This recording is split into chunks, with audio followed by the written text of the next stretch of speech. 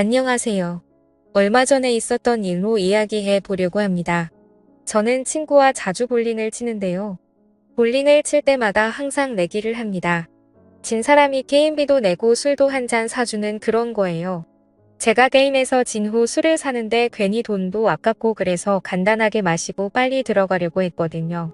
근데 그날따라 좀 기분이 좋아서 많이 마셨는지 마신 후 헤어지려던 찰나에 갑자기 친구가 제 옷깃을 붙잡으며 자기 집에서 2차나 하자더군요. 저는 밤이 늦어 집에 들어가야 한다고 했으나 왕모가 내인 친구를 어떻게 말할 도리가 없었습니다. 그래서 아내의 허락을 받은 후 친구의 집으로 갔어요. 1차는 저에게 얻어먹었으니 2차는 집에서 자기가 대접하겠다더군요. 물론 집으로 가는 택시비도 자기가 대주겠다답니다. 이 친구는 술만 마시면 이렇게 죽자고 마십니다.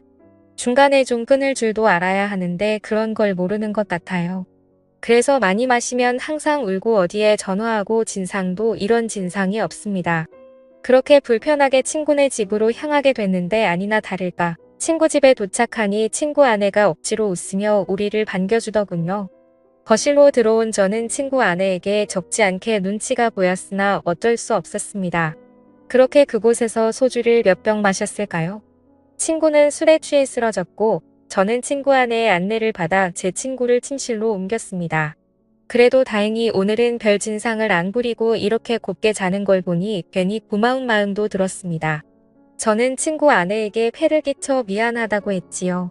그러자 친구 아내는 역시 자기 남편을 이렇게 잘 챙겨주는 사람이 저밖에 없다면서 고맙다는 말을 했습니다.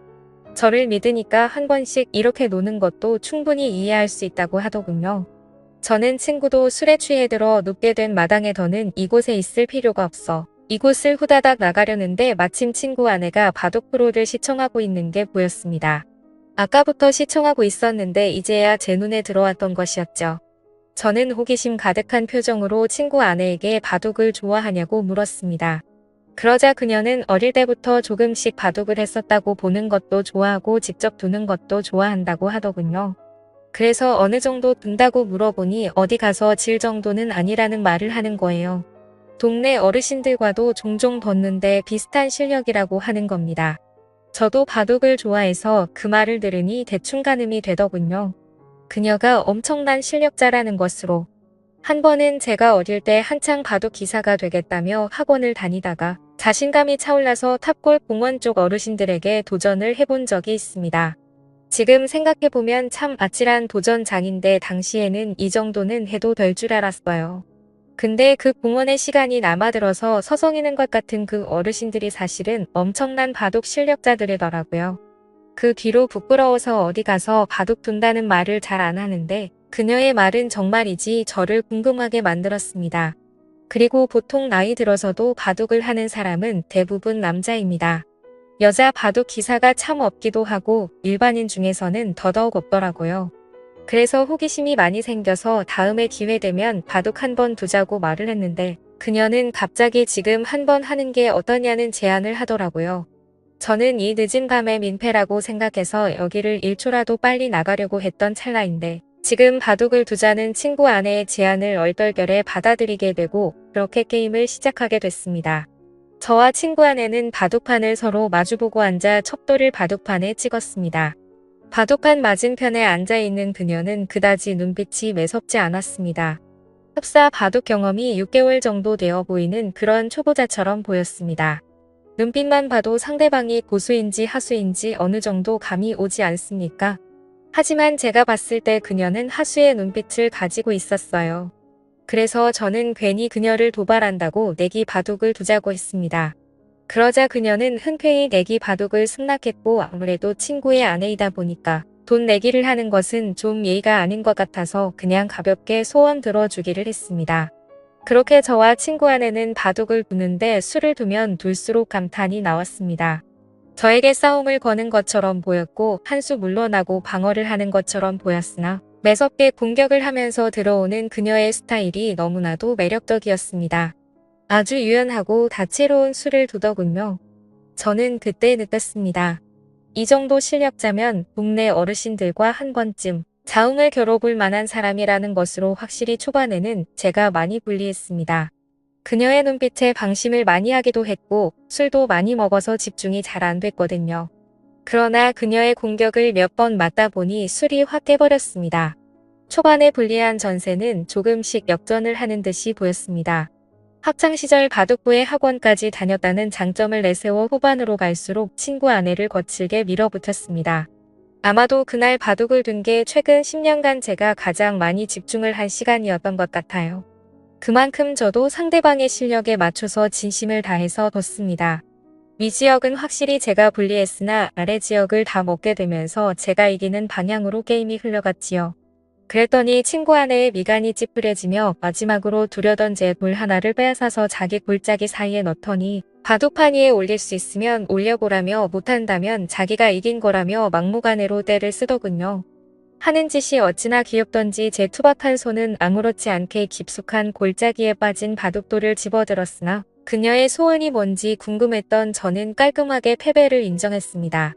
돌을 던져버린 채 손을 대며 도저히 못 잡겠다면서 제가 졌으니 소원을 말해보라고 했습니다. 그녀는 민망하다며 얼굴을 붉히다가 제 얼굴을 보지도 못하더니 자꾸만 자신을 뚫어지게 쳐다보는 제 눈빛에 수줍어하는 표정으로 이렇게 말하더군요. 그녀의 소원은 좀 뜬금없었습니다. 갑자기 4시간 되면 술이나 한 잔 사달라는 거였습니다.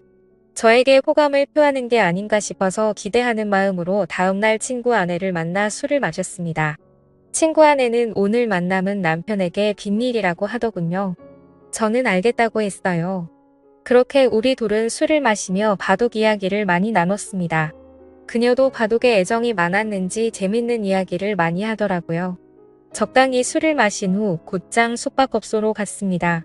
누가 먼저 말하지 않았는데도 자연스럽게 발길을 닿았습니다.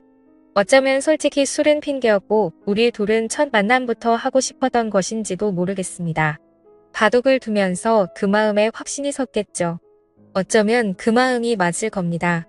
숙박업소에 들어온 저는 성격이 급하게 변했고 곧장 하려고 했으나 친구 아내는 무슨 놈의 내기를 그리 좋아하던지 가위바위보를 해서 걸치고 있는 껍데기를 차례로 벗자는 제안을 하더군요.